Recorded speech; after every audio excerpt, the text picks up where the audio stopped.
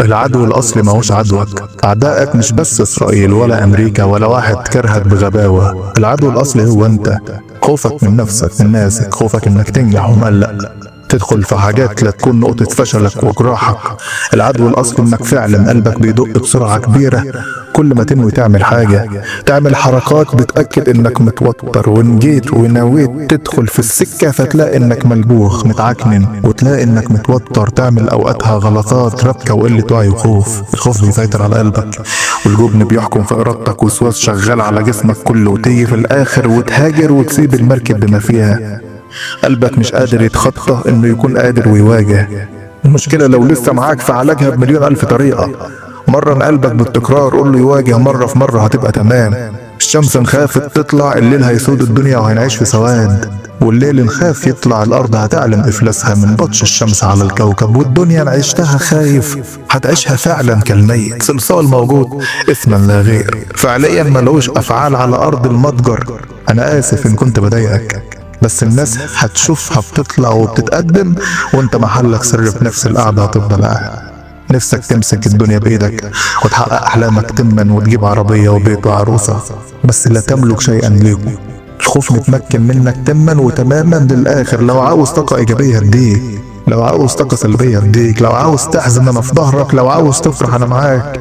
بس الزهو اللي في قلبك بتبل، والحلو اللي في جسمك بينقص، والناس اللي في عمرك سبقوا علشان ميتين الخوف. انهض دون رحمة وبلا رجعة، سوق لنجاحك 100 فجعة. سهم الأوجاع نجي في قلبك ما يهزش منك ولا شعرة. قارن بين نفسك بالجرأة وبين نفسك أيام الخوف تبعك، شوف أنهي الاتنين طلسم.